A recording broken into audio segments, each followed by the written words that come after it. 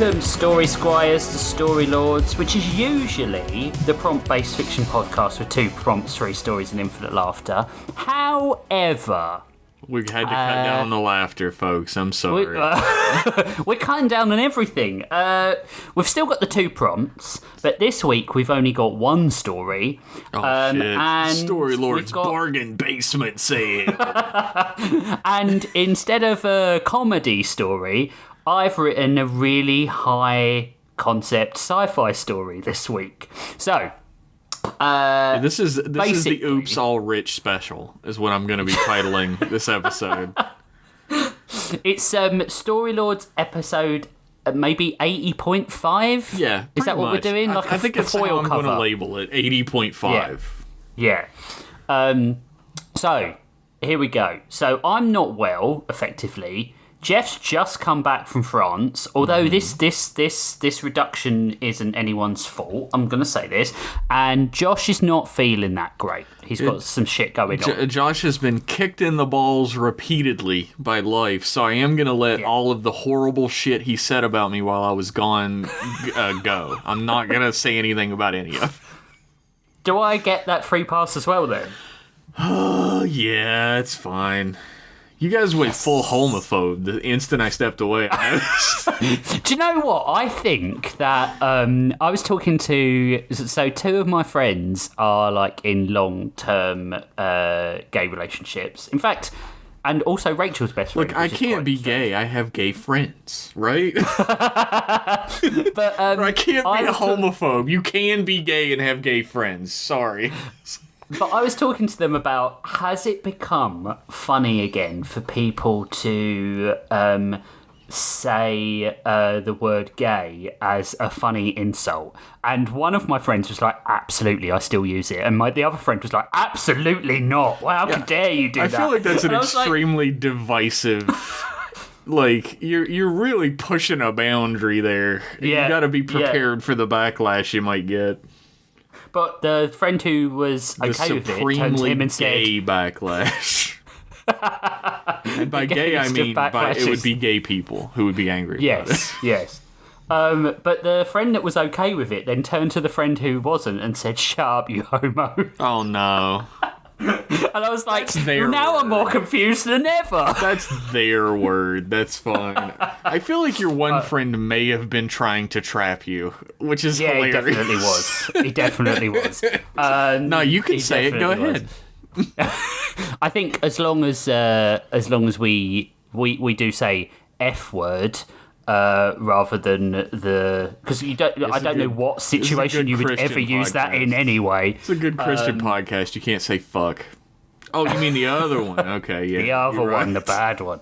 But yeah, we were talking about, then it naturally, as it does with them, became like this big debate about, is it okay? Is it not okay? And I was like, I just wanted to know if I could use it. I feel like it's like basically it's a lot like the R word, in that like there are people who are like trying to reclaim it, who like it's okay to reclaim for them, but you're sort of just opening the door to like the worst type of person you can imagine. Absolutely. To come in and start using it and use you as an excuse for why it's okay. Oh, God, yeah. And that's why I think there are certain words that are forever off the table, and I'm absolutely 100% okay with that, because I don't know when I would use them. Toothbrush. I don't know when I would use one. Yeah, this is a special episode of Story Lords. I almost said M Class. I assume that next episode, Rich will be the one who isn't here, but we'll have to see. Yeah, maybe. Have I ever missed? No, I'm going to stay on and have never missed an episode. I've only missed one, and Josh has only missed one now. So yeah. I think I've been given an out a few times. Like, I can remember when I was having some treatment and you guys were like, don't do it, you'll feel really ill. And I was like, I'm not giving up. And then you felt really ill. Felt really bad. in between breaks, going off and puking and then coming back, and you guys saying, we can stop it without you, it's fine, we could just finish the episode. Me being stubborn and say, you'd already read your story. You were like the first one to read, and then you were just sort of like kissing the toilet bowl for the rest of the episode. Yeah, that was pretty bad. I remember one of the episodes I had to keep muting my mic, and I had a bucket next to me, and I was just like, it's unnecessary for this show. But I'm just too stubborn. It's the defiance disorder in me. I've got to do it. This dude is like, I've got a duty I must fulfill, and then he puts on the clown makeup. Like, it's fine. You don't need to. Why the children won't be able to laugh if I'm not there. Our number one listenership, beautiful children of the world who hold hands and listen together. La la la la la. This is anyway. This episode is, by the way, not going to be our what the fuck were the prompts? The apothecaries and jet skis. Yeah, this is not our apothecaries and jet skis episode. Rich will be, I guess, writing another story using those prompts. We'll have to see. Yeah, one that's got jokes in it. Yeah, if you're looking for a laugh, maybe turn this off. We'll see. Yeah, this one isn't the one. But feel free to... I'm here to toss in a joke every now and then and also make it seem like Rich isn't just fucking talking to himself. Yeah, that would be good. Right, I'm going to go straight in. Sure. As I always do. Unlubed for your ears. So my episode in 80.5 is called Continuity. Oh, boy. What a perfectly funny title. You can tell where it's going to go from here. That is an industrial title. That is like stamped in industrial lettering on the side of this episode. I mean, what's the most military font? Oswald, maybe? Oh, U.S. stencil. U.S. stencil. Yeah. Yes. It's got redacted bits all over it. Okay. Anyway. What a question to ask a graphic designer. Morning arrived in the city like a settling breath. It was admirable how there was no suddenness to it, no abrupt break between night and day, only a gradual thinning of darkness as the island shifted into a waking rhythm. Lights warmed in sequence across buildings, as much acknowledgement as activation, as though the island itself was becoming aware of its own presence. Outside the window, the storm orbited along the horizon as it always had, a distant presence that had given them nightmares since childhood. As they moved with the tide and flow of her Teacher, I have a question. Yeah. Is this a sequel to the last story you did? No, absolutely not. Okay, this is a one-and-done story. Thank God. I still haven't listened to that, so... Okay, you're going to have to, because I'm going back to it next time. I'm going to listen to it. I've listened to Spivsy's. I haven't listened to anybody else's yet. Oh, Spivsy's was really good. It was a good story, Spivsy actually gave me the sort of, like... inspiration. I got a bit, like, as I usually do, get a little bit jealous of like not being able to tell a high concept story. Yeah. So I was like, "Fuck it, I'm doing one next time." There are no rules in this podcast that says it has to be funny. As a matter of fact, there are some episodes where it's just not. Yeah, where unintentionally. Maybe on purpose, maybe not. You figure it out. Maybe not. Maybe. As they moved with the tide and flow of their fellows towards the Hall of Continuity, Ari pushed thoughts of the storm to one side and focused. The hall was one of the oldest structures on the island, not only because it was unchanged since the cataclysm, but because its purpose had never needed revision in all of recorded history. Its interior was open and circular, its surfaces soft enough to absorb sound without erasing it.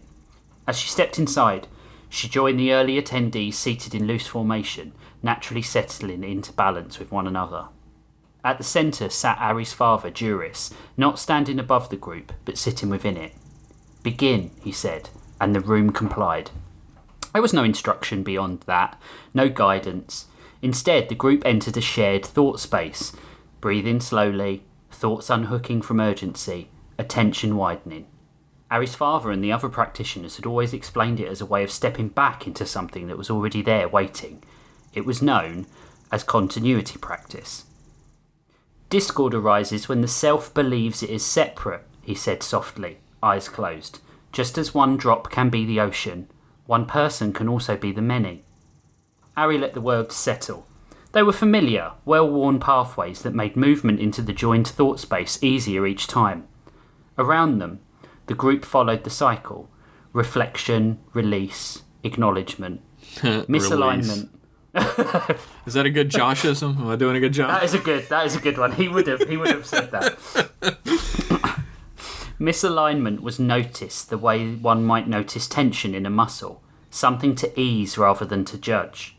Ari had devoted a lot of time this year to studying the energy of these sessions, mainly because they suffered constantly from misalignment. Ari would regularly fall out of flow with continuity. Their father said it was a sign of Ari's overly busy mind.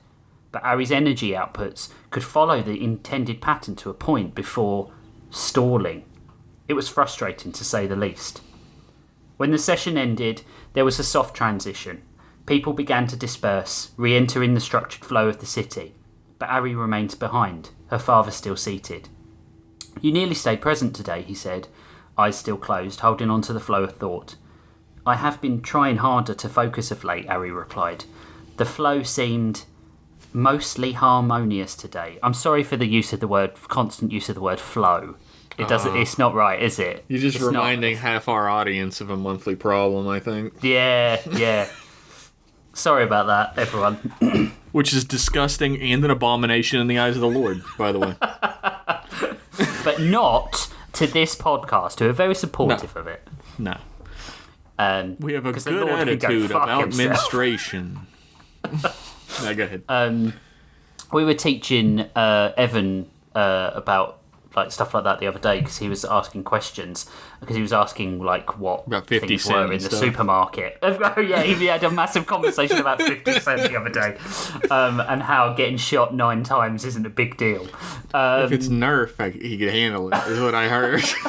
The best thing was when he said, 50 cent. I've got more than that. I've got more than that.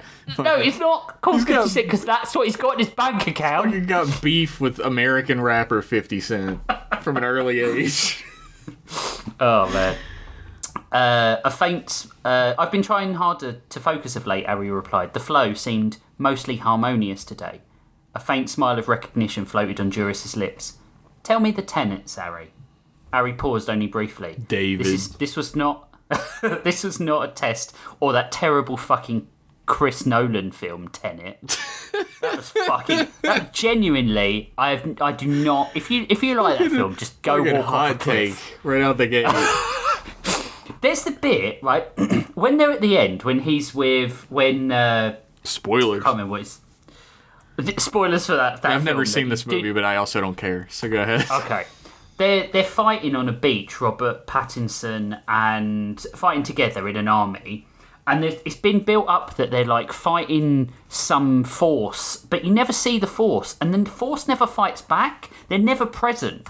And it's like, did they just forget to put these people in the film? This it's feels really like fucking awful. This feels like an intentional reference to the Russian movie Stalker. Which I was far too stupid to enjoy, so that might be true here as well. Maybe, but I genuinely I think the acting is really good in Tenet, but like Tenet as a concept is just stupidly obtuse. It's obtuse. Well, that's Christopher Nolan for you, buddy. That is true. Tell me the tenets, Ari. Ari paused only briefly. This was not a test in the usual sense. Simply a grounding. That life is maintained through balance. That balance is preserved through responsibility. That responsibility is shared through equality. That equality is maintained through understanding. And the greatest understanding is that the island exists in continuity with the storm surrounding it. Her father nodded and opened his eyes. And what about the final principle? Ari met his gaze. That the island is not complete. It is sustained. And what sustains it? Juris asked. Ari hesitated a moment. He had never asked that before. Questioning the island itself wasn't part of the doctrine.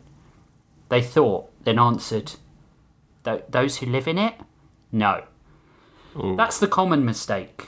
A long silence followed before Juris finished his thought. You recite the words well, daughter. One day you'll have to fully understand them. Yes, he said. You think. But you do not know. Before my, Harry could... my natural displeasure and disbelief in religion is really burning in me right now. Yeah. Even though this is quite a gentle religion, it's definitely like, you don't fucking know anything, young person. Yeah, this is lighting up some old memories for me. The old browning out bulb starts flickering back on in Jeff's memory. Before Harry could protest, Juris stood suddenly, the conversation over. Elder Hattie informs me you've been committed to a vocational track. Harry nodded, stepping into the space. Yes, she said I'm to join the leadership path. Juris looked at his daughter, steady, measuring, but not unkind. That is good. Stability requires a steady and fair hand. You certainly have those in abundance. It was, for him, a rare expression of affection. Harry inclined their head slightly. Harry, unless they're talking about 50 Cent. And then I'm like... You don't fucking know how great he was, Evan! You got shot 9 times. How many times you got shot? My favourite bit was when he was like, oh, yeah, like Boromir. And I was like, did Boromir get shot 9 times? It was a direct reference to 50 Cent, I believe. Yeah. Sean Bean actually had to consult with 50 Cent to find out how you would actually you never see Sean Bean and 50 Cent in the same place, is all I'm saying. True. Wait, is Sean Bean 50 Cent wearing whiteface? Blackface or... No, whiteface or 50 Cent? One of them is way worse than the other, I will say that. You figure it out. Harry inclined their head slightly. I'll meet the expectations, Father, I promise. I know you will. Remember, leadership should not be authority. It is maintenance. You preserve only what allows everyone else to thrive. Harry absorbed that, as they had absorbed countless similar lessons over the years. The island was not perfect by accident. It was held together, carefully, deliberately, by people who understood the weight of that responsibility, and Harry intended to be one of them. Kale loved one thing about the docks above all others. It was forever in a state of flux. Even at first light, when the rest of the island eased itself into motion, the outer harbours were already alive with more practical things. Lines were checked, hulls inspected, instruments calibrated against the slow... I bet they were. I bet those hulls were inspected. Hulls were inspected. Hulls, okay. But also, down at the docks, there's some holes being inspected. We know how the docks work. Those salty sailors. Instruments calibrated against the slow, steady interference that rolled in from the horizon. Kale's life was reflective of this, based on what he could feel and do. Everything else seemed superfluous. He still believed in continuity, and occasionally did the breathing and the sitting, but he was at most peace here, on the water's edge. He stood at the edge of the loading platform, watching the ocean shift in long, heavy swells. Out past the break line, where the island's influence thinned, the colour deepened into something darker and less predictable, and beyond that lay the storm. It sat on the horizon like a second sky, painted over the first. Light moved within it in slow, unnatural arcs and flashes, folding and unfolding without pattern. From this distance, it almost looked peaceful. In truth, it was anything but. That shit ain't real. Rex from beyond the no storm. You're a no stormer. I'm a real no stormer. I'm on the no stormer forums. Rex from beyond. You can't never see the back of the storm, do you? Oh, it's true. It's flat. The storm is flat, is what I'm saying. It's rotating around the island, but you never see the edge of it. It's got like, who's that company that makes maps? Rand McNally. It's got Rand McNally sign just floating in the storm. If you fucking zoom in on it, it does have Getty Images just pockmarked all over it. Diagonal along it. They couldn't afford to buy the image to keep us in line? What the fuck? Rex from beyond the storm frequently drifted inward on the tides, and the storm was magnetically tugged inshore with them. Never quickly, but enough that the boundary of the storm was all constantly changing. Kale and his fellow storm-tiders had one job, to break the old tech down piece by piece in order to abate the storm. People like to make it sound heroic, holding the line, keeping the storm at bay. In reality, it was closer to shoveling shit uphill. His shift mates were already preparing their gear, checking their jet skis and salvage tools. At the end of the platform, a small cluster had gathered around a narrow case laid open between them. The case of the apothecarist, the purple-robed tradesman who made what they did possible. Most believed him a storm-tider of old, scarred and poisoned by too many sojourns into the toxic, electrified atmosphere surrounding the storm. Cale crossed the platform and crouched beside the case. Inside, rows of small vials rested in fitted grooves, each filled with a different shade of liquid, some clear, some cloudy, some faintly luminous. It's like his piss sample. Fucking snake oil salesman out here just selling his piss. Come on. Some smelling vaguely of asparagus. You're late, kid, the apothecarist said without looking up. Most of your crew have taken my cheaper stuff. Cale reached for one of the vials. The liquid inside it shimmered slightly as it moved, catching the light. That's fine. I'll take another high-tolerance mix. A faint smile tugged at the man's mouth. That's 4 days on the spin now, boy. You got a death wish? There's a big wreck I'm trying to harvest, he said. Could retire off it, maybe. The apothecarist finally looked at him. His eyes were sharp, assessing. You pushed too far on this mix, he said, tapping the vial lightly, and it won't just dull the storm's effects. It will start rewriting what you think you're seeing. Cale shrugged, then looked around. Better than the alternative, isn't it? Is it now, boy?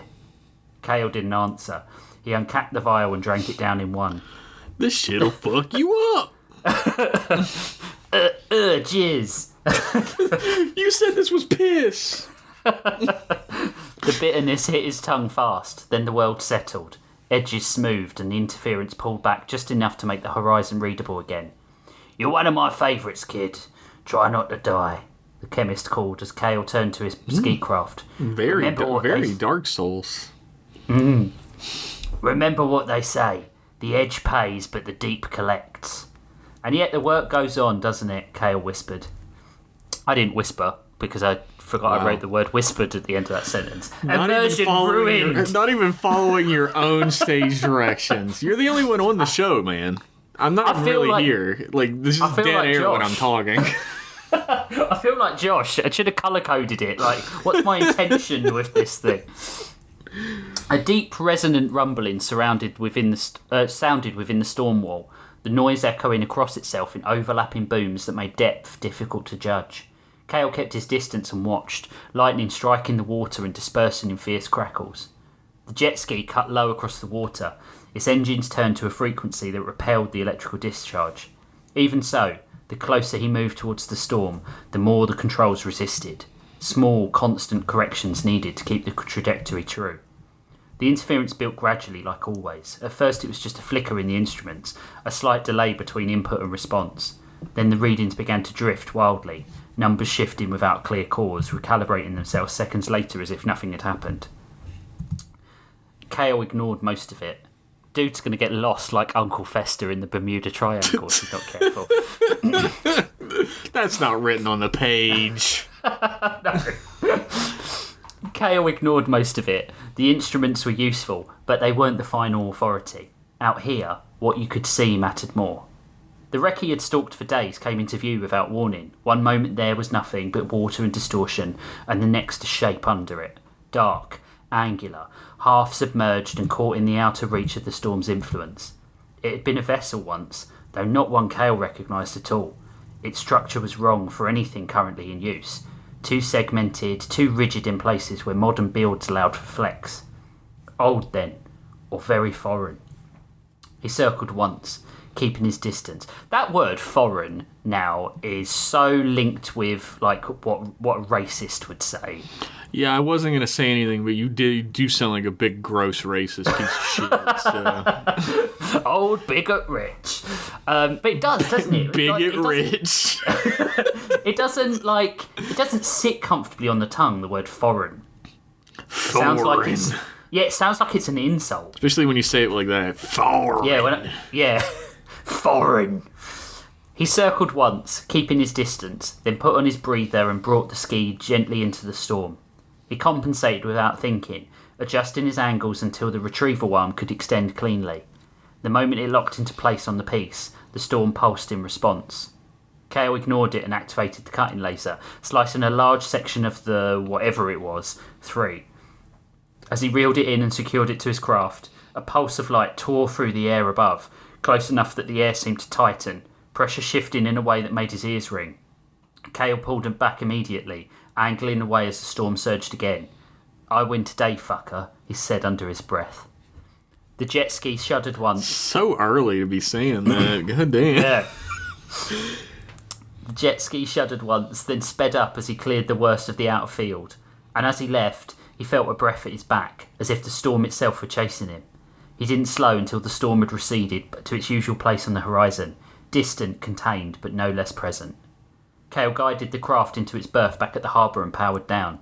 The moment his boots hit deck, the edge of the experience began to fade. His heightened awareness, the tight focus. In its place came something heavier, something close to gravity reasserting itself, and Kale stepped onto the platform, signalling for intake. "Recovered material?" the tech asked. "Outer edge," Kale said. "Full integrity, I think." The tech seemed dubious. "Transfer it and we'll see." He moved to release the panel, then paused. It was a small thing, a seam along the edge of the piece he had recovered, barely visible unless you were looking directly at it. Kale hesitated, then shifted his grip slightly, angling the panel away from the technician's line of sight. "Problem?" they asked. No, Kale said as he disengaged the main locking mechanism of the retrieval arm. The bulk of the panel slid cleanly into the intake cradle, but a small piece remained in his hands, a storage unit. The tech scanned it, raised an eyebrow. "Something new here, kid." Instantly flagged by the Science Council. "Something worth something?" The tech smiled. "Who knows, they might just quarantine it until you're dead. Jam your claim up." God, bureaucracy exists on an island surrounded by a fucking storm, even. Come on. Bureaucracy's bureaucracy. Could tell me where it is, maybe. Info could be worth more to some people. Kale laughed. "You think I washed up on the morning tide?" The tech skulked off, muttering a curse as he did. When he was sure he was alone, Kale pried the small unit open. Inside, embedded in the structure, was something that didn't belong. Not part of the hull, it was too precise, too intact. A small data core, sealed against damage. Kale turned it in his hand. It should have been fried. Anything that close to the storm should have been. But as his thumb brushed the surface, a faint pulse returned his touch. For a moment, he considered the obvious next step. Report it, hand it in, let it move through the system the way everything else did and get paid. But then there's no story. There's no story. That was how things worked. That was how the island stayed stable. What if it was like a Bluetooth butt plug or something like that he found? Oh, it pulses against my touch. Oh my god, it feels really good though. I'm not sure why. It's going to help me play chess so good. Kale looked back towards the intake corridor. No one was watching. He closed his hand around the core. Just this once, he told himself. Just to understand what the hell it was. Then he slipped it into his jacket and walked away. The modelling sphere was pure in a different sense than the rest of the island. Where the continuity halt sought parity and the harbour restored status quo, the sphere looked out for risk. Every surface was active, layered with projections that responded instantly to input. Data was the rule here. Mira stood at the centre console, one hand resting lightly against the interface as her simulation recalculated. Population distribution adjusted first. She introduced a minor imbalance, nothing dramatic. A fractional shift in vocational allocation across 3 districts. The system compensated immediately, redistributing workload, adjusting resource flow, tightening efficiency margins. Stable. She increased the variance. This time the correction took longer. The system rerouted, overcorrected slightly, then settled. Mira watched the curves flatten. Every time I hear about like some sort of like super machine like this that runs like a society, I'm like, what if somebody just spills like a root beer on that bitch? Like, what happens then? Just the whole society collapses. Also, like, what a fucking boring job. It's like, take the population down by 10. Like, up unemployment by 5. What does that do to the model? Yeah, this is a real job somebody has for sure. Oh, absolutely. It's like Office of National Statistics stuff or something like that. Jesus. And especially with like fucking AI, you would have like people just like almost like putting like those sliders on consoles up and down, like population up, like a DJ. It's not fucking connected to anything anymore. They just have like a Fisher Price toy sitting there that you press the buttons on. And then when they find population goes up. When they find something, they use that phone that's got the face on it. Boss, I found something. The fucking Powerpuff Girls emergency phone.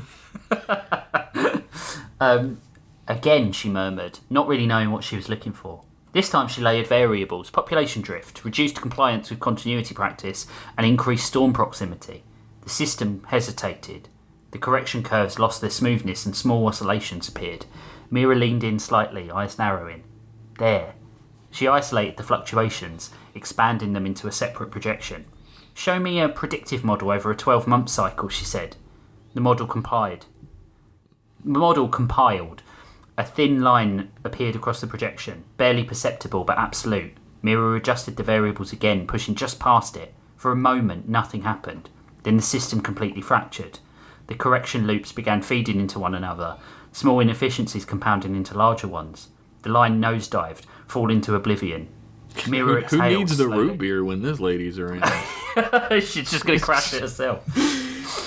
She was just trying to tune into some sort of porn channel on the island. But they got porn on the island? Society. All right. Well, only the hazy 1990s television stuff. Ah, fuck. What a dystopia. Yeah. Mira exhaled slowly and looked at her data. It shouldn't be. She was about to reset when the chamber lights dimmed slightly. Mira straightened, hands still resting on the console as Supervisor Towerin appeared alongside her. He didn't interrupt immediately. He simply observed, his gaze moving across the projections with practiced ease. Practiced these nuts. Sorry, I'm so sorry. That's what he said. You just ruined my line. No, I'm only joking. You're running stress variations, he said. Yes. In your assigned parameters, I assume. Mira didn't answer right away. Towerin's eyes shifted to the threshold marker still visible on the display. Population modelling isn't really part of your current vocational track, he said. It's adjacent, Mira replied. Population distribution affects cohesion. Cohesion affects... I'm aware of the relationships, Mira, Towerin said, not unkindly. You're pushing beyond operational scope here. Mira met his gaze. I'm testing limits. It's what I do. Indeed, he raised an amused eyebrow. And why would you need to test limits? Because the doctrine says that limits on the island shouldn't exist, she said. He stepped closer to the console, reaching past her to collapse the threshold projection. The line disappeared instantly, the model smoothing back to its stable state. Your role, he continued, is to check for optimal conditions within known parameters. But checking only within known stimuli isn't safe, is it? Mira asked. Towerin's expression didn't change. Oh my god. You can't be talking like this to the manager? What are you talking? Are you implying our society isn't safe? Uh-oh. Precise calculations make it so, don't they?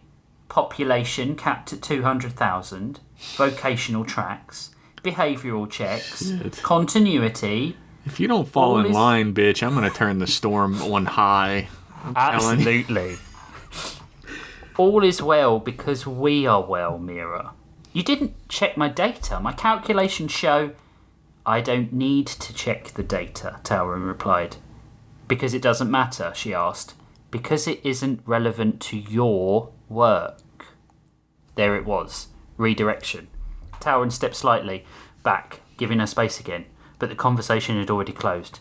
You're performing well, Mira, he said. Your projections are always so precise. I'd like to see you continue along this track. I've deleted your files. I shall see you tomorrow. Mira nodded. It was the correct response. Deleted all the files, even the folder labeled cool stuff? Do not open? Even the one, do not open version 2 final. with the 4K videos in. Yeah, don't open that. Don't open that. That's for extra work. Don't worry about that one. It's research. It's research on a book I'm writing. The book called Nasty Fucking 69. I'm a very prolific writer. Blacks.com, a novel. Mira nodded. It was the only correct response. Towering inclined his head once, then walked away, his footsteps echoing down the aisle. For a moment, Mira didn't move. Then, slowly, she restored the backup of her work and the threshold line reappeared. She stared at it. The shift wasn't possible, but it was absolute. The system, their system of life held, up to a point. But if you introduced any significant combination of variables that affected continuity, their whole existence would just stop after 12 months. Mira leaned back from the console, folding her arms. They hadn't told her to stop working on the backup. They hadn't restricted her access. They pretty much did. I mean, they heavily implied it. the implication was that they were gonna kill you for this. So they hadn't really corrected her. They'd simply made the question irrelevant. She let out a quiet breath. Then deliberately she saved the model under a private partition. Not because it was forbidden, because she was no longer sure who decided what was. Shall we take a quick break? That's a great idea, actually. Yeah, alright, we'll be right back.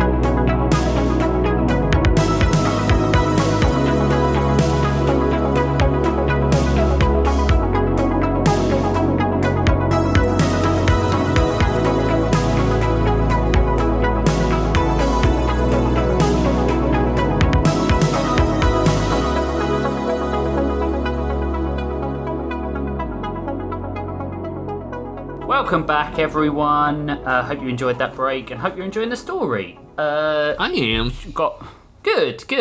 I don't know how long we got. I don't want to say it just in case something happens. Just like, I'm not fucking listening to 10 more pages of this. No, I think we're like... They don't need to know. I think we're like at the end of Act 1. So, like, it is what it is, right?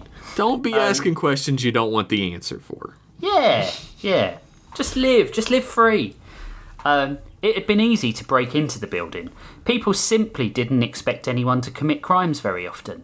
There were the standard deviants, obviously, conspiracy nutjobs, and seriously mentally ill people who were helped and treated and shown the truth. But outright breaking of the law was unheard of. Why Kale had decided to suddenly play so hard and fast with the very tenets of continuity he had adhered to every day of his life was baffling to him. To ease his doubt, the data core in his hand thrummed. Kale stopped walking just long enough to check no one was coming through the corridor behind him. There were no footsteps, no voices, just the steady, indifferent hum of systems running somewhere out of sight. He shifted the data core in his hand again. It was warmer now. That bothered him nearly as much as what he had found on the data core housing. He hadn't been able to read any of the data inside, just the manufacturing label, which was from here, the modelling sphere, on the island itself. Well, that seems like an oversight. It didn't make any sense. Storm wreckage from the island itself, aboard a foreign vessel that didn't bear any resemblance to any of their technology. The ship was vastly different to anything pre or post-cataclysm. And he knew it was literally his job to collect this shit. As he progressed down the corridor, the core pulsed in his hand and got suddenly heavier, as if it were instructing him to stop. He waved it back and forth in the air, the pulse getting stronger next to one specific part of the wall. He pressed it against the panel, the surface instantly reacting. A thin line of light traced outwards from the point of contact, threading through the seam of the wall. A door answered with a soft mechanical release, as if it had been waiting for the correct key rather than resisting intrusion. Cale stared at it for half a breath, then pushed it open. The room beyond lit up in the fluorescent blue of a lab. Layered consoles arranged in a circular pattern around a central space where light moved slowly through suspended projections. Some sort of data cell, but not like the intake systems he was used to at the docks. This data didn't scroll or update or wait for input. It moved as if it was already in motion before anyone had arrived. The core in his hand pulsed harder as he approached a central dais with a hollow in the console. He stepped forward, and as he did, a soft sound came from the far side of the room. Cale turned. A figure sat up at the edge of the chamber, half lit by the projection glow, pausing as if she had just registered him at the same time he registered her. Her hair was matted to her head, and she looked as if she had fallen asleep at her desk. Mira didn't speak immediately, and neither did Cale. The room continued its slow motion of data between them, as her gaze dropped to the core in his hand, then back to his face. "You're not supposed to be here," she said, standing. Cale didn't move his hands. "No. Though, to be honest with you, I'm not even really sure where here is." I would have gone with the no. "You're dreaming. Go back to sleep." Are you trying to steal something?" No, of course not. I think I might be here to return something, maybe?" Mira stepped further into the room, the projection shifting slightly around her. Her eyes stayed on the core. "Where did you get that?" she asked. Cale held it up. "From a wreck just outside the storm perimeter. I'm a storm tider," he explained. Mira's expression changed only slightly, then she reached out. "I don't see how that's possible. This core looks hundreds of years old, but it's definitely one of ours." Cale looked between her hand and the core, then passed it to her. It opens things," he says. "It sure does," she agreed. Mira opened her datapad and interfaced with the dais.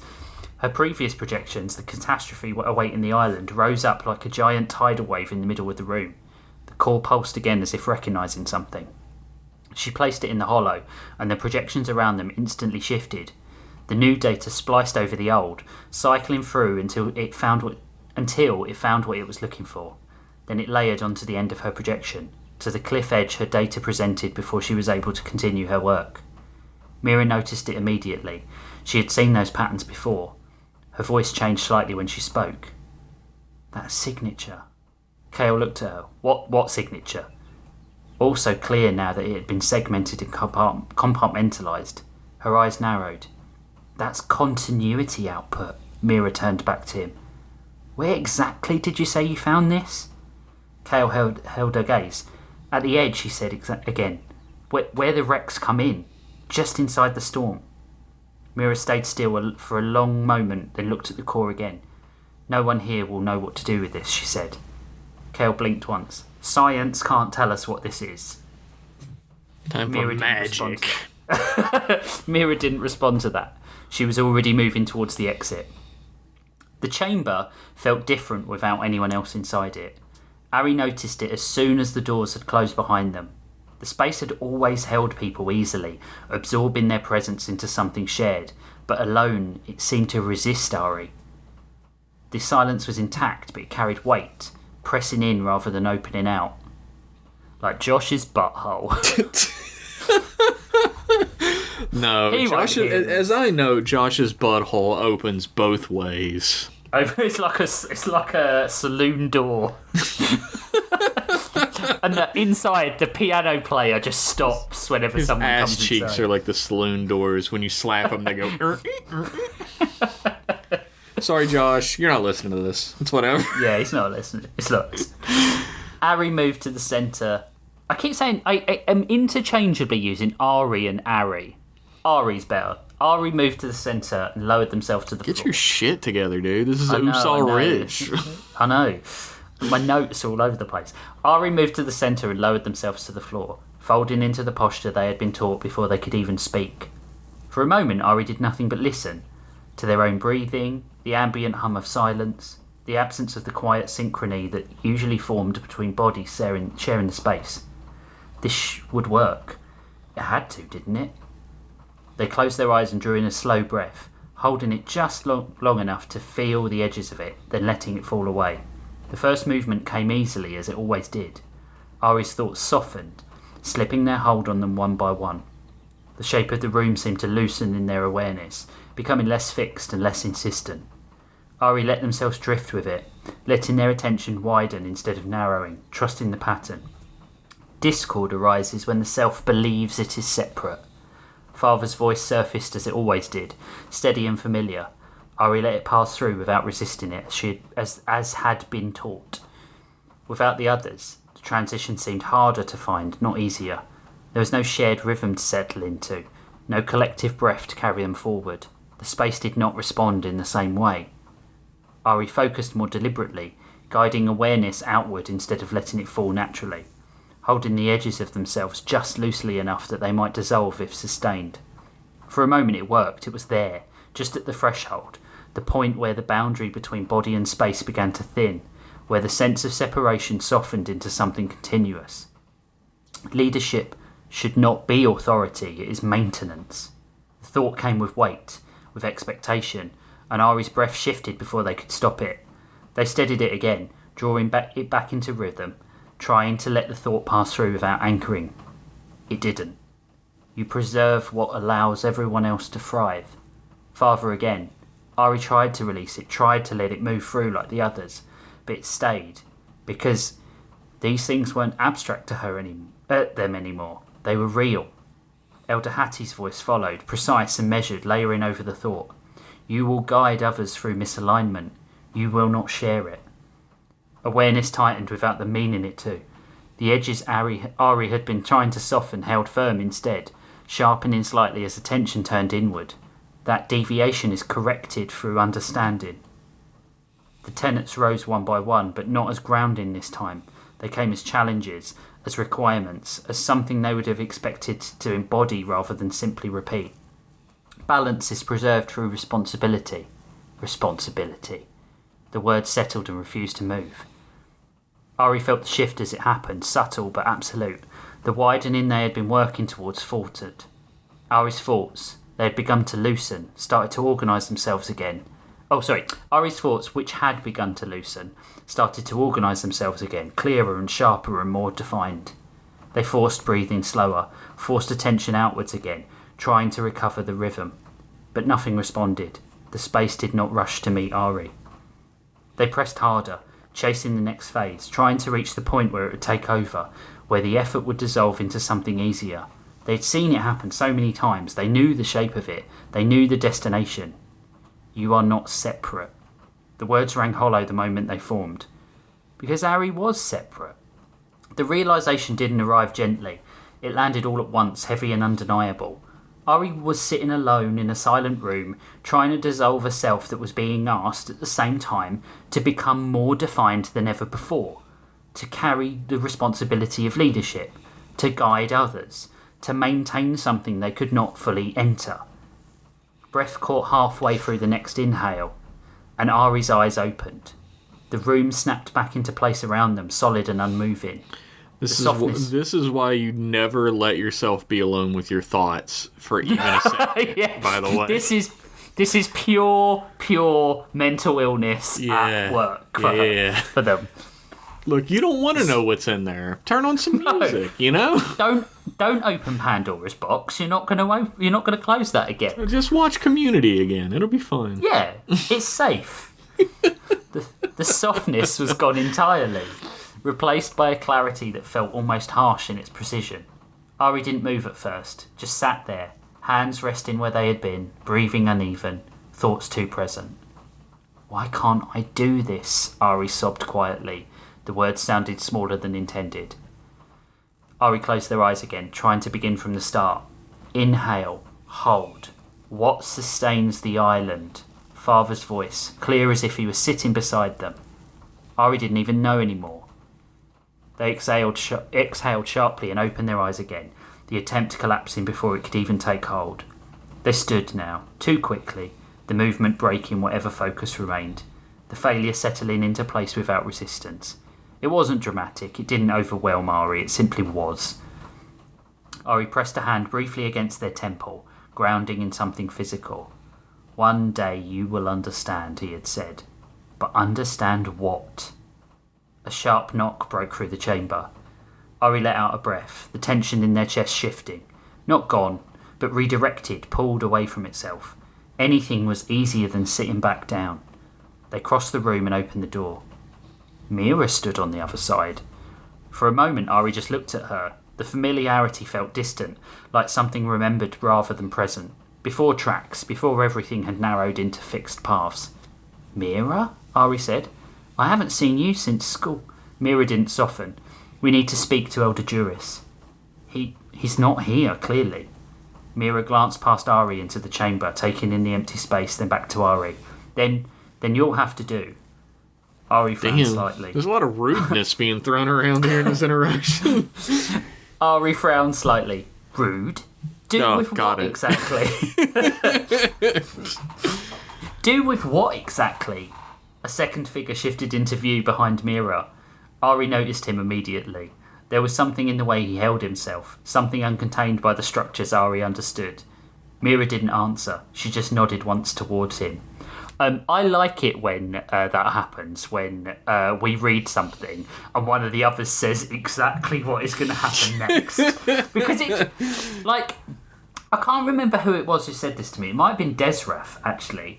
But they were saying that sometimes writing can be really predictable, and it's really a compliment that it is predictable, because it just means that you have set that breadcrumb trail really, really well. Absolutely. Right? Like, I already kind of knew the character from my time with them, so I kind of knew the response that was about to happen.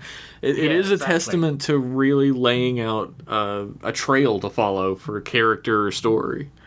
I do say this, and it is slightly pretentious. Oh, really? You're going to say something that's pretentious? Which long-time listeners of the show will be used to. But, like, sometimes it does feel that when you write, that you're just translating for the characters. You've already set them up in your head in such a way that you can't write anything else for them. You have to write the thing that you are going to write. That's like a sign of a, not to just suck your dick right off of you, but that's a sign of a good writer when your characters have distinctive boundaries that they would never cross, and distinctive reactions that you can tell ahead of time might be what happens. But even when, and I think all three of us do this, even when a character does something out of context or out of character, you know that there is something that is forcing them to do that. Mm-hmm. Some circumstance.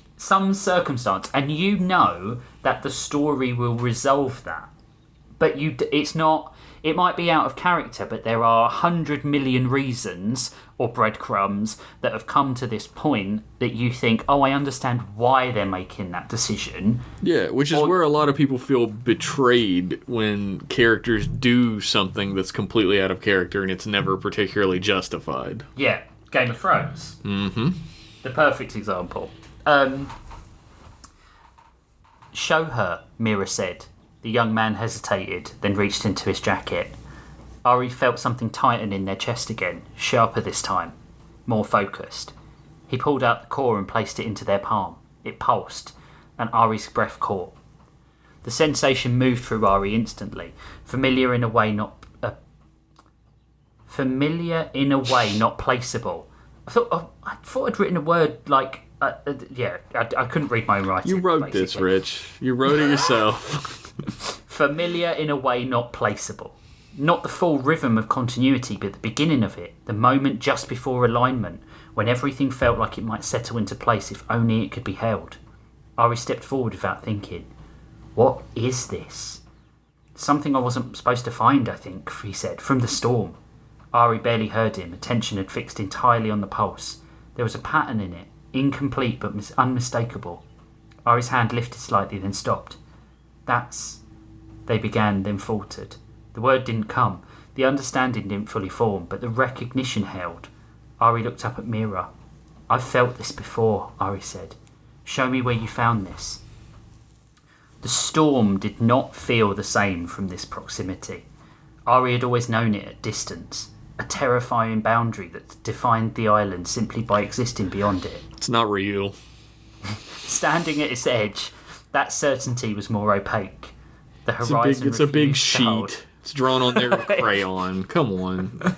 It's like the edge of, what's it called? The Truman Show. Yeah, exactly. There's a staircase. It's just the inside of a fucking big drum. The horizon refused to hold still as light bent along the surface of the water, stretching into lines that didn't quite return to where they began.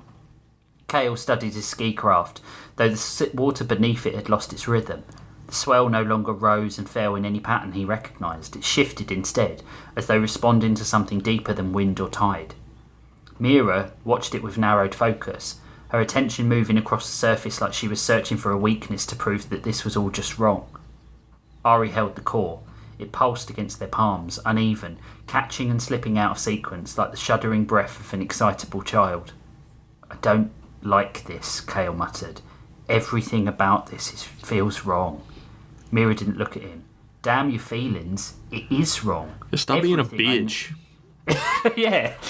Stop with your existential crisis, you dickhead. "Everything I know about physics, about light or water, the rules of them, it's just all wrong. Or we are." Ari was calmer than they'd ever been. The storm had a pattern the other two couldn't recognise. How could they? It swelled and roiled in time with Ari's breathing, as if it was trying to reach continuity. Ari leaned forward over the bars of her ski craft and was only partially aware of the others screamed warnings as fingers breached the toxic cloud. The moment her hand crossed into the storm's reach, the pulse changed. For a single beat, it completed itself. The water stilled as if the very idea of movement had been set aside for a second. Cale swore under his breath. "What have you..." The air shifted. Holy shit. Imagine you're sitting on the beach watching the storm when this happens and it just fucking stops. What the fuck? Yeah, this storm that's been there for thousands of years. Yeah. The air shifted. The sense of distance between them, between everything, began to loosen. Ari leaned further in. The pulse of the core deepened. Then something answered it from the storm. At first it was only light, thin strands threading through the dark mass ahead of them. Then shape began to gather, forms that almost resembled figures, dissolving and reforming before they could fully settle. Cale's grip tightened on the side of the craft. "That's not weather." Mira leaned forward beside Ari now, drawn despite herself. "No," she said quietly, "it's not, is it?" The shapes unfolded, like something remembering how to exist, and then a voice came, not heard, but in thought. "You have come too far to remain inside." Ari's breath caught. "Inside what?" Cale asked, louder than he'd meant to. The storm shifted again. The shapes became clearer for a moment, then scattered, then reformed as impressions, perspectives layered over one another like clouds. "The island," the voice answered. Mira's eyes sharpened. "The island's real. There are phenomena, measurable, that prove it." "Yes." The answer held no contradiction. A second presence moved through the space, its tone different, firmer. "It is also incomplete." Ari felt that somewhere deep, somewhere she had been circling without reaching for so many years. It was doctrine after all. Cale frowned. "That's not an answer. It is the only one that remains, the only one that matters." The storm brightened slightly, the inner light threading faster now, like thought accelerating. Images flickered, half-formed and unstable. Cities that didn't hold their shape anymore. Structures collapsing into abstraction. Voices without bodies. Mira stepped forward again. "Stop. What does this mean? What are you showing us?" "After," the word lingered. Ari's grip tightened on the core. "After what?" A long pause. "After Lords." Which we will not be doing tonight. I'm sorry, everybody. Back to the story. A long pause, then a third shape emerged in the fog. "After you ended." The sea beneath them seemed to drop away for a moment, though the craft did not move. Cale shook his head immediately. "I don't see proof to convince me that is so." "Nonetheless, it is." The The speech came from multiple directions now, layered, contradicting and agreeing. You destroyed yourselves. You changed faster than you could sustain. You broke the conditions that allowed you to remain. Mira's voice cut through, steady despite the shift in her breathing. Then how are we still here? The storm quieted slightly, as if the question mattered. What remains, it said, is not what once was. Ari felt the question leave their lips before it was fully formed. Then what is it? The light within the storm drew inward, tightening, focusing into coherence. An idea, a concept. The words settled into the space differently than the others had. Mira let out a short, disbelieving breath. That's not possible. It is all that was possible. Mira's gaze didn't waver. Please, explain. The storm shifted again, and this time the shapes held longer. 3 distinct patterns emerged within the movement. One expanded outwards, reaching, reshaping, always moving towards something beyond itself. One held steady, adjusting, correcting, maintaining balance between what was and what could be. One contracted, folding inwards, cutting away excess, preserving only what could endure. And Ari felt each of them as much as they saw them. 3 perspectives endured, the storm said. Not bodies, not structures. Ways of seeing. The ones in which most people see their realities. One form stood in front of Ari. Idealism. The next stood in front of Kale. Realism. The last stood in front of Mira. Pessimism. Ari's thoughts moved quickly now. Yeah, I think all 3 of us would be like, pessimism. Yeah. Just 3 the system fucking collapses. System does not even exist. Ari's thoughts moved quickly now, faster than they had ever done during practice. Continuity, they said slowly. It's not alignment with each other. It is alignment with the idea, the storm replied. Mira's breath caught. Then, so the island is where the idea holds, and your kind can exist as a concept, as proof of concept. Kale stared out at the shifting light. And the storm is where the idea does not hold. Silence followed. Ari looked down at the core in their hands. The pulse had changed again, now consistently pulsing in a low, warm tone. Then the things coming through the storm, she asked. Old ideas, lost to time, the storm said, becoming irrelevant, unfashionable, forgotten, destroyed. Mira's gaze sharpened.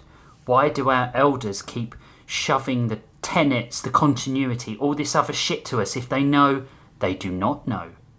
They are the story saved. They are not the writers of the story. Ari swallowed. Why are we here? You are the writers of the story. You have seen the edge. You have recognised the fractures. You have asked the questions worth answering. Kale shook his head. Plenty of people question things. Kale found a box. Yeah, he is woefully unequipped for this. He's so in over his head. He didn't even go looking for answers like the other 2. Plenty of people question things. Not the nature of all things. Not with all their cognition. Not like you. Ari felt the truth of that settle in their chest, uncomfortable but undeniable. Mira folded her arms, thinking, if our reality is an idea, then it can change, yes? Yes, that is why you are here, to create the new idea to hold your collective from extinction. The answer came without hesitation, and Kale let out a slow breath. But what if we change it too much? Change always carries inherent risk, said the voice. Ari looked between them. So that's it. We either keep living inside something that isn't complete, or we risk losing it entirely. Such is life. Such as it always is. True. Mira's mind was already moving ahead. And if we do nothing, recognition spreads like wildfire, akin to disease. The concept only exists because they believe it does. Understanding alters structure. Mira looked at her. If everyone sees this all at once, the idea could destabilise. It will collapse before they can adapt. Ari held her ground. And if no one sees it, we stay here forever, repeating a cycle none of us actually understands. Kale glanced between them. These aren't options. The storm shifted again. I mean, they are options, but god damn, they're bad and giant. Ones. It's fucking impossible. Decide the fate of your existence. Go ahead. Come on, we got a fucking time limit. Let's go. How do you want it to exist? Because you're the only three that matter. The storm shifted again, the three patterns within it moving against one another, never fully settling. Ari watched them as something familiar, three ways of holding the same truth. Ari's voice, when they spoke, was steadier than they had expected. What happens if we don't break it? She said. Mira looked at her. We don't protect it either, Ari continued. Not the way it is. Kale frowned slightly. So what then? Ari tightened the grip on the core. How about we change how people understand it, perceive it, she said.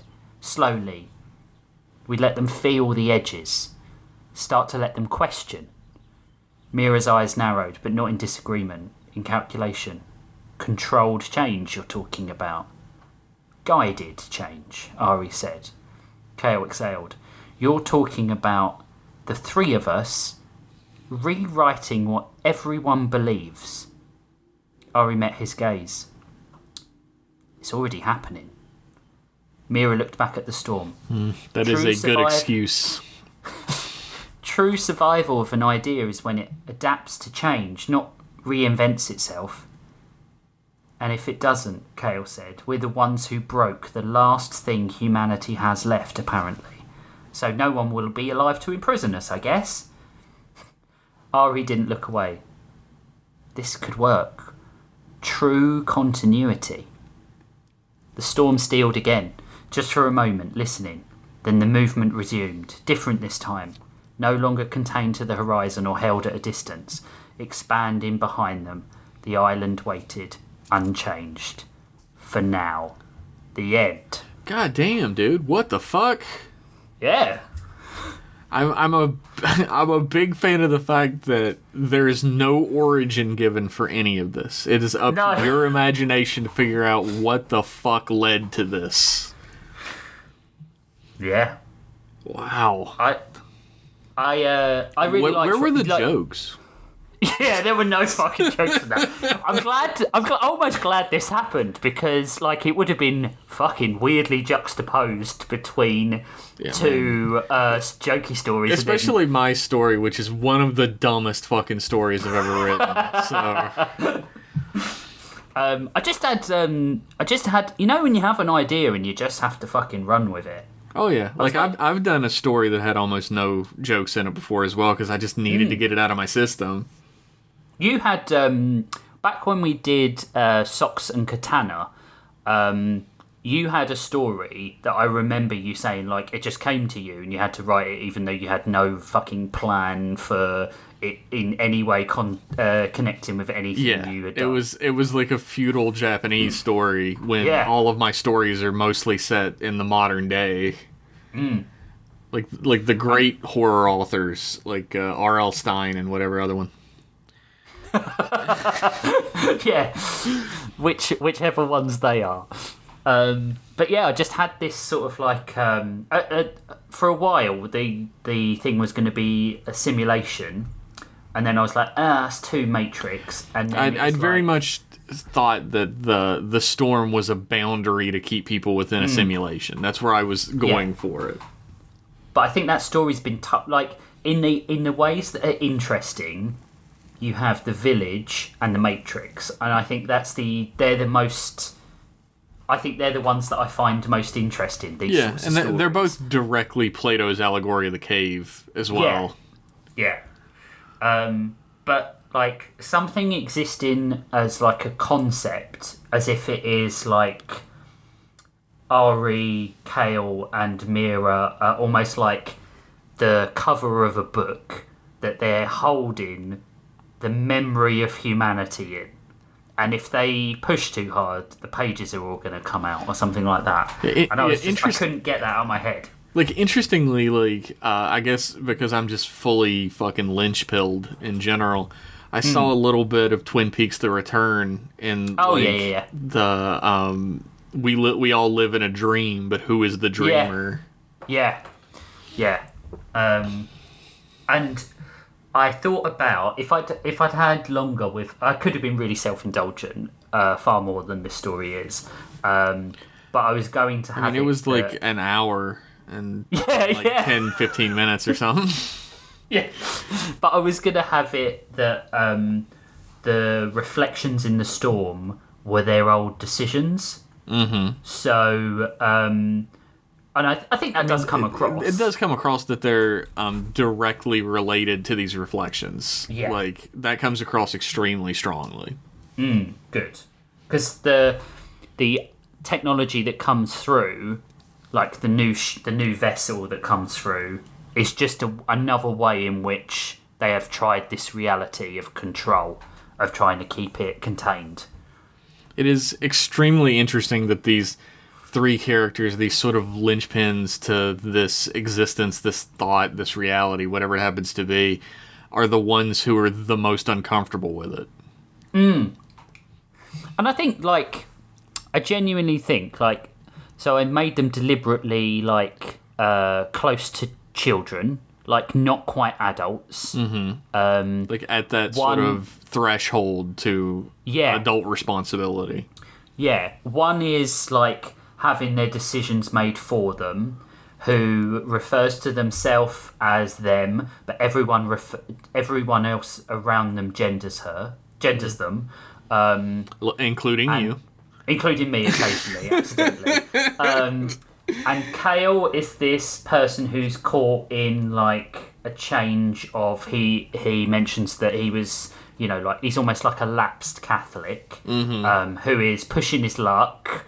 And then Mira is he's not searching. Able to... He's like searching for something. Like, he calls it like he's looking for the money. He's looking for, like, the payload or whatever. But if that was really true, he wouldn't have kept the piece of it for himself. Well, and also, he never mentions money after he finds the core. Exactly. He never mentions it again. He forgets all about it. And then Mira has got this, like, she just has a search for truth going on. Yeah, she wants the real answers, the real truth, and she's being stymied at every turn. Yeah.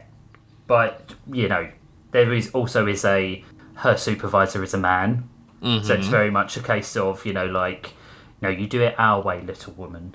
But yeah, I just had this, like, especially with everything that's going on in the world at the moment, I had this, like, you know, like, in the UK, the two-party political system is about to be absolutely destroyed. Must be nice. Yeah, well, because it's either the far more left end of the scale with the Greens or the far righter scale with Reform. So, you know... The Greens are Labour, I'm guessing? No, the Greens are even more left than Labour. Like, I'm slightly sketchy about some of their politics and some of their, you know, promises. Because my understanding is that you guys had a very similar problem that we do, where our like main two parties, the Republicans and Democrats, are technically just working with each other, and their lip servicing everything else. Yeah, and that was like the Reform and the Labor. Yeah, we had it would have been Conservative and Labour. Yeah, or the Conservative and the Republicans and Labour and the Democrats. And we do have a third party. Yeah, we do too, which is also called the Green Party, but they don't fucking do anything. So we've got 5 now. Well, we've got more than 5, but 5 major contenders. And basically, everyone who is bored with the centricism of Labour, not going more socialist, are going to the Greens.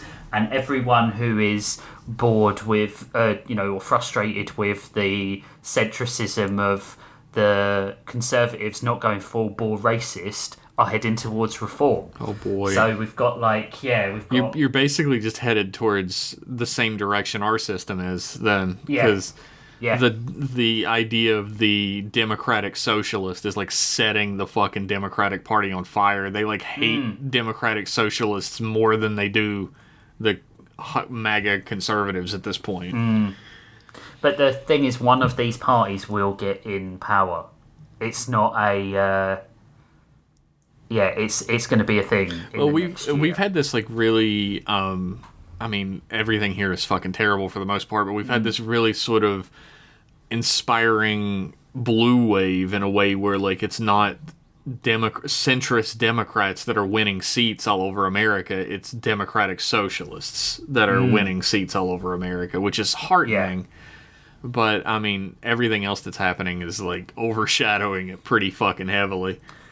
Well, also because of the way the midterms work in America as well, it's like Trump will get an absolute arse kicking at the midterms. Yes, but that doesn't necessarily go against him in the fucking the real election. Like there is enough cycle of time for something to bounce back. Thankfully he can't run again. I mean, he would have to really... if there's one thing that centrist Democrats do just hold as close to their fucking sniveling little faces as possible is being, classically constitutional. Yeah. And the amendment that only allows for you to be in the office of president for 2 terms is something they will actually do something about. Maybe. Knock on wood. We'll see. Yeah, fingers crossed. Well, hopefully he'll die before then. Every day, there's a little hope in my heart, right? Every single day. That was politics chat with Rich and Jeff and... the ghost of Josh Henderson. He would be totally all over this. Although it would probably bum him out at the moment. So I mean, it bums me the fuck out. Well, true. True. No, but that story was sick, man. I'm really glad we got the opportunity to sort of give it its own spotlight, because it was sort of out of the ordinary of what we normally do on the show, but it was still absolutely worthwhile to get it out to audience ears, because it was a really great story. Thanks. I really enjoyed writing it. I on a ridiculous purple patch of creativity at the moment, which I can't seem to understand or stop in any way. Like sometimes things just shift. Like for some reason, I feel like I woke up from like a haze the other day, and the first thing that popped into my brain was like, Jeff. You listening, Jeff? You really love breakfast burritos, and you haven't had a breakfast burrito in like 15 years. What are you doing? And then I was like, there's a lot of shit I'm not doing that, like, why am I not doing things I love? I do love when you rediscover something that you really do love. Like, Requiem made me play through the Resident Evil series again, and I'm just like having a fucking blast playing those games. It's a fucking excellent series of games. Yeah. Like, even the worst Resident Evil game is still like pretty good. Yeah. But like, when you find a food that you haven't had for a long time, or if you find like something enjoyable again that you've dropped, I kind of feel like... I've been having a lot of that recently. I don't know, like... I'm starting to think maybe I do have like... the same sort of seasonal depression that like I think you and Josh both have. I just wasn't aware of it at all, and I've just sort of come out of that this season. Like, remember when it was cool to be like a human being and you had all these like things that you loved? Maybe you should do that again. I think, and your holiday might have, your vacation. It did reset. A bit of that it did well. reset me in a lot of ways. Yeah, because that's like a once in a lifetime thing. Well, hopefully not, but hopefully not. Yeah, but probably it's like a bucket list item. It's a bucket list. Yeah, probably so. It's a once in a lifetime thing. Like I don't know if you've noticed it specifically, but like I realized partway through the trip that I'm always fucking complaining about shit. And I was like, I'm gonna try not to do that as much anymore. And I think I've really stuck to that since coming back. I don't really complain about the same shit over and over and over anymore. That's good. That's positive. You did say to me, I can't remember what it was. I think it was probably when your flight got delayed, and you were like, "Why are you being so goddamn positive?" Yeah, I did say that. Rich was being like, "Well, mate, you get an extra day in Paris." And I was like, "Yeah, in a fucking airport, dog. What are you talking about?" And he's like, "Ah, it's another vacation day." And I'm like, "It's costing us hundreds and hundreds of dollars." And he was like, "It's a fucking great day." I did send you some things that you could possibly have done. Well, we didn't get the taxi vouchers that we were supposed to get, so we couldn't leave the airport. That's shit. That's shit. Did so you get your food paid for at least? Yeah, that's the thing. Like, they sent us like a little check with a little bit of extra money and shit in it, so we wouldn't sue them, which was pretty nice. That's nice. That is good. I signed nothing, so I could still sue them if I want to, but I feel like I would lose. So yeah, that's good. I don't mind a delay as if it doesn't cost me anything massive. Like it would have been really nice to have another day to be able to go back into Paris and like do something else, because like we didn't get to go to like the artist quarter the way we wanted to and get like a portrait done. Crystal wanted to do that and everything, and I was like, well, maybe we can do that. And we ended up not getting the taxi vouchers and just having to stay at the airport. And it took us fucking 2 hours to get out of the airport. It was insane. There were signs everywhere. I don't know if you guys have ever seen the French exit sign, but it's very funny. It is sort of like the Bic, like the bathroom guys, and he's running for his fucking life towards an open door. It's very funny looking. And, sortie, yeah, sortie. And we were following all the signs to exits, and they were leading to nothing. Just like doors that lead to bathrooms and nothing else. and we kept asking people, and they were like, "Oh, you have to go to Terminal 87, and there's an exit there." And we were like, "We've been to Terminal 87 like 100,000 times now. There's no exit there." And they're like, "No, stupid American, there's an exit there." And a lot of the people at the airport were the first people we'd met the entire time who didn't speak English well, which was frustrating. At that time, like, I could have had a waiter that didn't speak English very well. I would have been fine with that. But someone who's, like, costing us hours and hours of our lives, not so much. Yeah. So we ended up going to Terminal 87 and going in the exact opposite direction that all the signs were pointing. Right. And we found an escalator that went down that we'd been down 100 times before that just led to a bathroom and a locked door that was only for people who worked there. And this time I went the opposite direction down the stairs, and I found there was a tiny little turn that went to a hallway that was big enough for one person to walk through at a time. My shoulders were touching the walls. And it led to a door that had a big red circle on it with a minus mark on it. And that opened and let us out of the terminal. That's so weird. And the whole time I was ranting and raving, like, it's the opposite direction of the exit signs! It's not marked! Krista was just like, God, I want to sleep. I want to get away from this guy. Airports are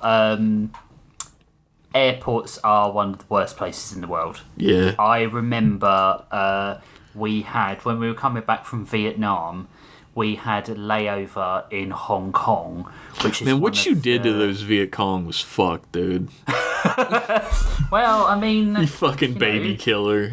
It's too much hanging around with the comedian. The comedian the blue guy with his dick out, hang out with him the whole time. Oh no! In the movie, he's got the Speedo. Remember? I don't think he has Speedo in the comic as well. Speedo at that in the comic, yeah. Yeah, he hasn't decided to fully hang dick yet. But at the airport the airport that we were in Hong Kong, was it It might have been Bangkok actually. Sorry, it was Hong Kong. Bangkok's funnier. Bangkok on the way back, but.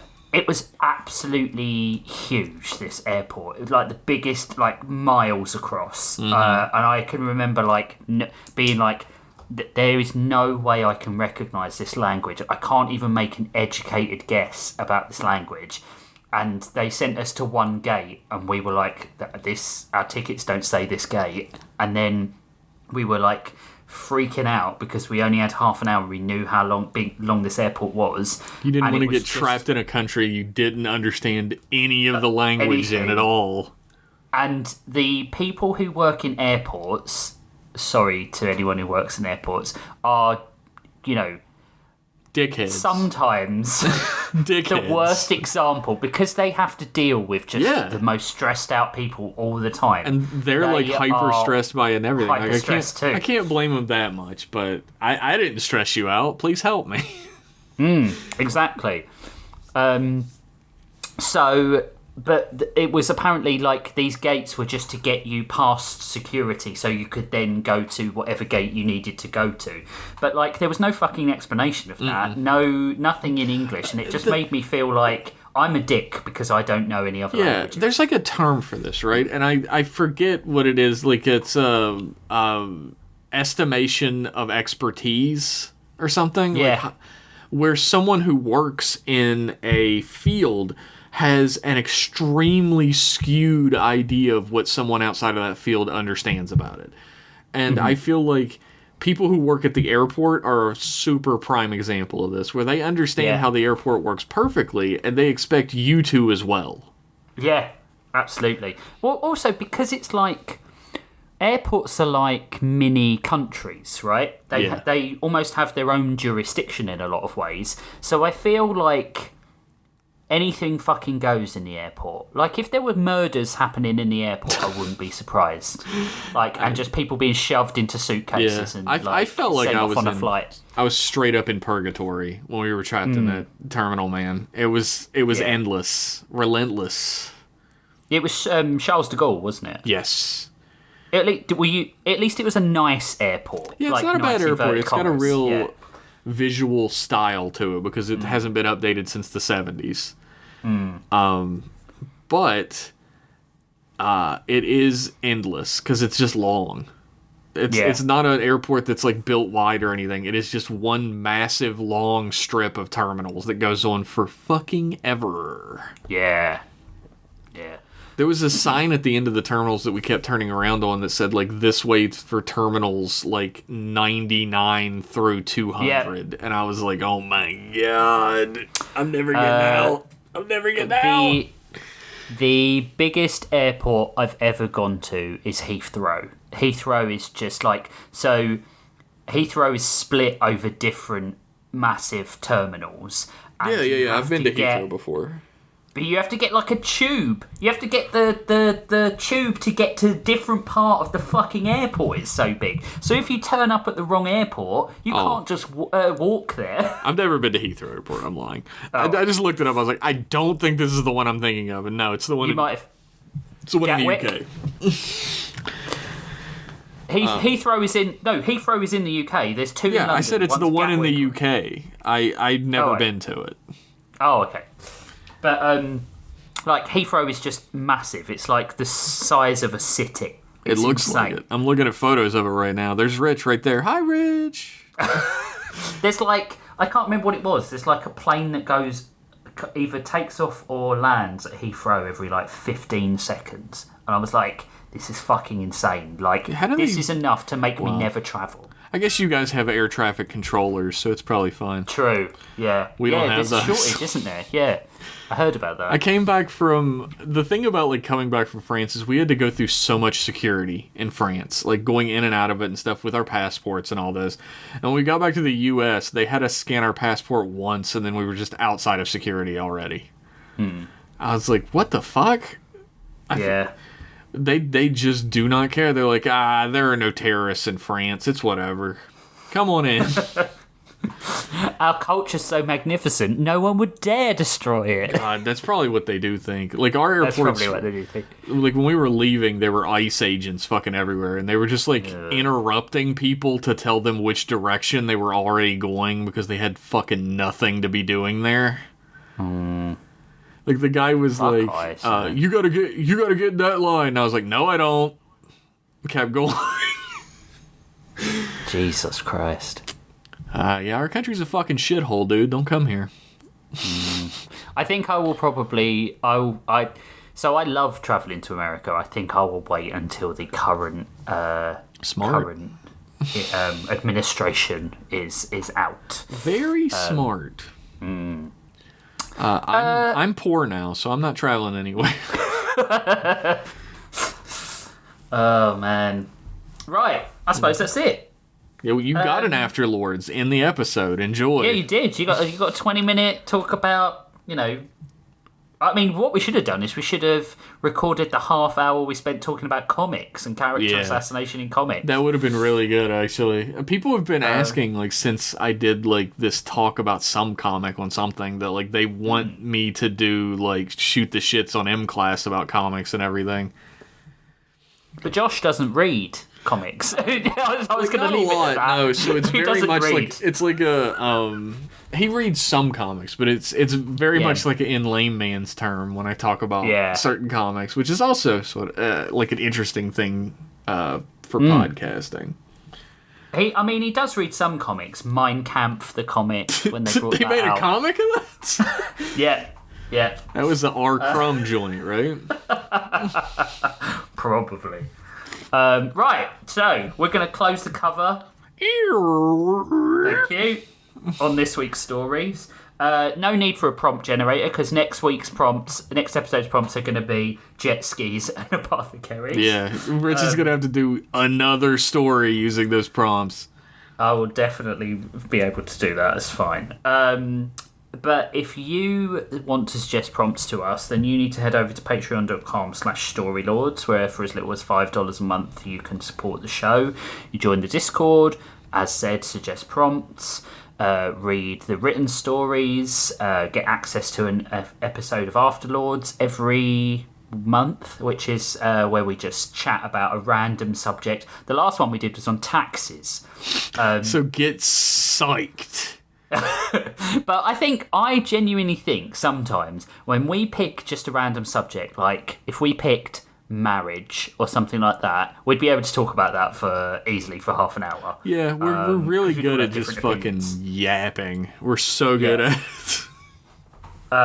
For a little bit more, you get access to the other sidecast we do, which is either another Afterlords or one of our other extracurricular podcasts that we do that are just as funny as the main thing. Sometimes funnier, if I'm honest. Oh yeah, I'm still the next guy for in layman's terms. I still haven't decided whether I'm going to do Kamen Rider or JoJo's Bizarre Adventure.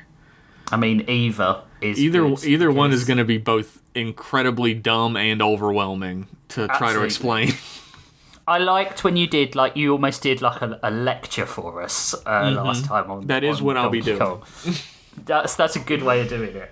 I did a show and tell, which was very fun. Our only video still to this day. That is and what did Josh do? Josh did Horizon, didn't he? Yeah, he pretty much he talked us into wanting to play the game. I went out and bought the game after. I'm such a bad friend. I still haven't done it. And then for other tiers, you get hangouts with us. You get PFP pictures drawn by me, a piece of art that you can hold in your hand if you print it out yourself. Yeah, do it your fucking own self. I think the higher tiers are absolutely worth it for like the hangout, because we've done Jackbox games a couple times and they've been an absolute fucking blast. So they've been so funny. I have been in a state of delirium when I've been. He's playing the game at like 1 a.m. like completely unnecessarily. And for a parent, 1 a.m. is like 4 a.m. Mm-hmm. Because I am ready. My bedtime now is like I am in bed at 9 p.m. Jesus. It's fucking insane. I don't think I've gone to bed before midnight in my life. I now, even if I don't go to sleep, like if I stay up and watch a bit of YouTube or something like that, or just read for a bit, crank it next to Rachel, who's asleep next to me, then that's a no, folks. Don't be doing that. Then I'm I still go to bed at 9. I like the concept of being. Well, yeah, you've talked about like the schedule being like the schedule sets you free. It's actually like something that you keep to and you really enjoy, and it helps things like move and work for you. A schedule feels incredibly constricting to me, to the point where I've just set up a like work schedule for myself where I have to stick with it to make certain that I'm going to be putting out my comic weekly and everything. But is it working? Is it working? I don't know. It's only been 1 week. We'll see. Yes, it's working so far. Technically true, which is the very best kind of true. But yeah, you get lots of extra stuff if you support us. So head over to patreon.com/storylords and have a look at what you can get. Storylords is on YouTube, so if you're considering doing a rewatch, please like, comment, subscribe there. We'll eventually get to the point where we're going to read out some comments on the last episode or something like that, but we haven't got enough yet. So if you want your comments read, go and do them. Yeah, we'll have to make like I'll make like a document or something that has some of their comments in it, so I'm not just fucking clicking around being like, cool. We also don't have a subreddit. If someone wants to set up a subreddit, then they can do that, because Continue has one, and if Continue has one, then we M-Class has one as well. The thing I'll say about a subreddit is that there's something incredibly embarrassing about having a subreddit that one guy posted in like 5 years ago, and now no one does. Well, I like Reddit as a concept. It's the only social media I sort of engage with. You seem like a Redditor. The optimal word. I don't know if that might be of the download video variety. If you want to find out anything else about the podcast or want to see the art that Jeff and I have done for the podcast, then you need to head over to storylords.page, storylords.card.co. We're not going to do the reviews. We're not going to do the Patreon fans, because I feel like that's, Josh likes... Well, sorry, Reese's likes doing them. Different guys. He is currently comforting Josh at the moment. I won't say what way, but I'll just leave that to your imagination. It does involve cock and balls. You can figure that out yourself. Frotty. Cock and ball, and a word that starts with T? Orchard? Or titillation. Big thanks to Vidderson for the use of his music. Every piece of music we use on the show is Greg's. If you like what you hear, then you need to head over to vidderson.card.co and engage with him there. And it has all the stuff about his band music, all the stuff he did as Vidderson. I do believe that currently he is working on new music for Santosha for live venues. So I'm pretty psyched about that shit. Yeah. Well, you can go and see him. I'm very, very actually. That I can't see. There is nothing more othering than showing up to a what's basically like a punk show in your late 30s, dressed normally, while everyone there is like 10 years younger than you at least. Maybe 15 years younger. They're all dressed punk and they're all dancing, and you're just sort of standing on a wall drinking a beer. Yeah, I've had that before. It was still an incredibly fucking great show. So go check out Santosha. I'll be there and I'll be older than you, so it's fine. But yeah, it's another benefit of going to a Greg show. You might see a Lord there as well. Yeah, I'm going to drag Josh along. Greg.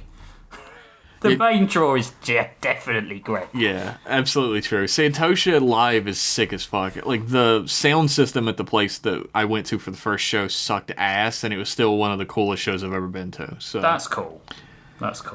Anyway, thank you, Greg. We love rules. You. I love Greg, man. He just texts me sometimes, and he's like, "How's it going?" Yeah, I sent him a text because we were seeing if he could. What was it? He was going to sub in for me while I was in France. Spot. Yeah. And then last minute, Spivsy did it because they're absolute lifesaver. Yeah. So I think otherwise we probably Greg had cancelled the work, episode. So he couldn't do it. He was going to take a paid vacation day, and I said to him, "Do not dare do that. You save that vacation day for when you need it. For something that matters. Don't waste it on recording our show. Save it for your fucking mental health and to escape the blows of capitalism." But yeah, that's it from us. Next time we'll come and do the regular show. There'll be 3 stories and an Afterlords or something of that ilk. We're gonna set up a new meetup because we're about that time. So if you want to get in on that, you need to head over to patreon.com/storylords. Even if you're not one of the ranks that can participate, you can still watch. Yeah, you can hang out. You can sit in the cuck chair of Jackbox. Yeah, I've said this before. I've never played Among Us in my life, and I think that would make a fun game to play at one of the get-togethers. We should, games are the best things to do for these.